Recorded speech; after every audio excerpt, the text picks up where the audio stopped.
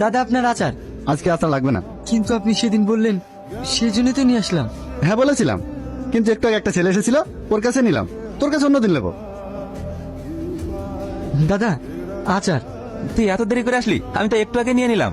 আপনি অর্ডার করেছেন বলে নিয়ে আসলাম, আবার অন্য জায়গায় নিলেন কেন? আরে নিয়েছি তো কি হয়েছে, তুই ও টাকা নিবি, ও টাকা নিয়েছে।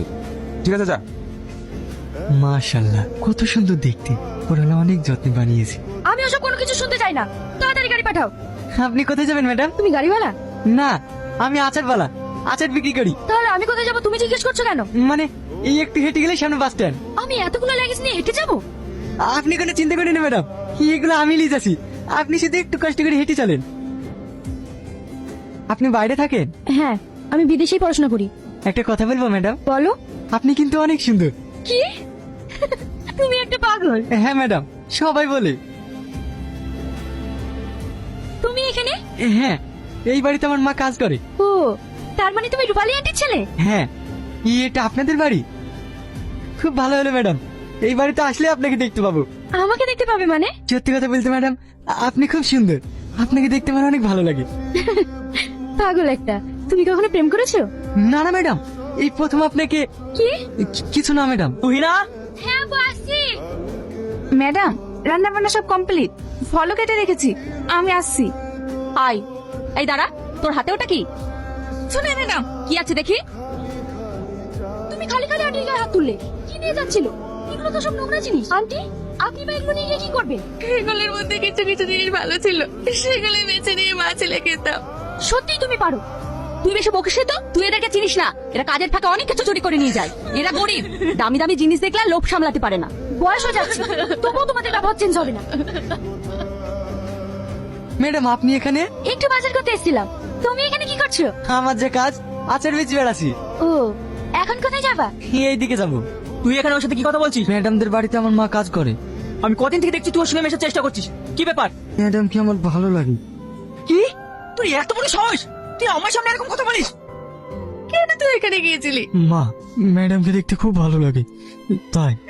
মা, গরিব আর বড় লোকের মধ্যে কোনো ভালোবাসা হয় না। না, যারা জাকাত দেয় আর যারা জাকাত নেয়, তাদের মধ্যে আকাশ পাতাল পার্থক্য। ওরা জাকাত দেয় বলেই তো সেইটা দিয়ে আমাদের সংসার চলে, তাই বড় লোকদের নিয়ে কোনো স্বপ্ন দেখতে নেই। রিয়াজ, রিয়াজ, কি ব্যাপার? তুমি এভাবে চলে যাচ্ছ কেন? এমনি। কালকে ঘটনার জন্য আই এম সো সরি। আমি বুঝতে পারিনি ব্যাপারটা এমন হবে। আমি কিছু মনে করিনি ম্যাডাম। আমার মা বলেছে যারা জাকাত দেয় আর যারা জাকাত নেয় তাদের সঙ্গে কোনো সম্পর্ক রাখতে নেই।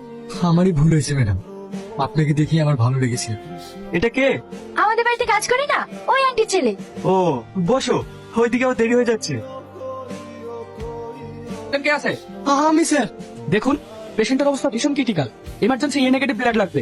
ঠিক আছে স্যার, আমি এক্ষুনি নিয়ে আসছি। দাদা, এখানে এ নেগেটিভ রক্ত পাওয়া যাবে? কার্ড আছে? না। কেউ কি রক্ত দিতে পারবে? হ্যাঁ দাদা, আমি দেবো। ঠিক আছে চলুন। কিন্তু না, সব ঠিক হয়ে যাবে। আপনার কোনো চিন্তা করেন না, ম্যাডামের কিচ্ছু হবে না। আমি ব্লাড দিয়ে আসলাম। তুই এখানে? হ্যাঁ, তুমি কোন সত্যি তুই এখানে চলে এসেছিস? চল মজা দেখাচ্ছি।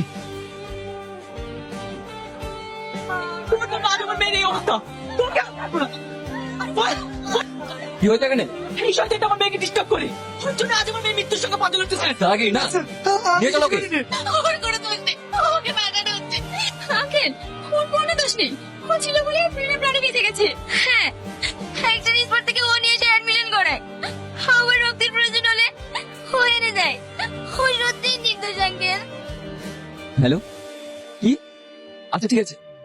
রিয়াজ, হ্যাঁ স্যার। তোকে আমাদের সঙ্গে যেতে হবে। ওকে স্যার, আমার একে চিন্তা ভুল হয়েছিল, আমি আমার অভিযোগটা তুলে নিতে চাই। ঠিক আছে, আপনি থানায় একটা দরখাস্ত জমা দিন।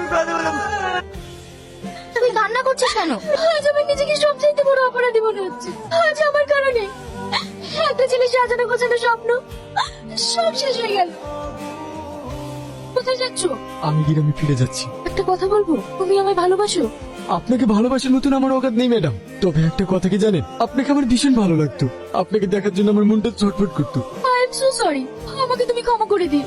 মাসিনে অনেক স্বপ্ন নিয়ে এই শহরে এসেছিলাম ম্যাডাম। ভেবেছিলাম অনেক টাকা ইনকাম করবো, মোটো ভালো খাবার খাবো, ভালো সাজ পোশাক পরবো, কিন্তু এই শহর আমার সব কিছু কেড়ে নিল ম্যাডাম। আমার কোনো দোষ নেই, সবকিছুর জন্য দায়ী আমি। না না ম্যাডাম, আপনার কোনো দোষ নেই। আসলে আমার কপালটাই খারাপ। একটু কথা কি জানেন ম্যাডাম, যাদের কপাল খারাপ হয় তারা পৃথিবীর যে প্রান্তেই যাক না কেন কপাল তাদের সাথেই যায়। আসলে গরিবদের স্বপ্ন দেখাই উচিত না।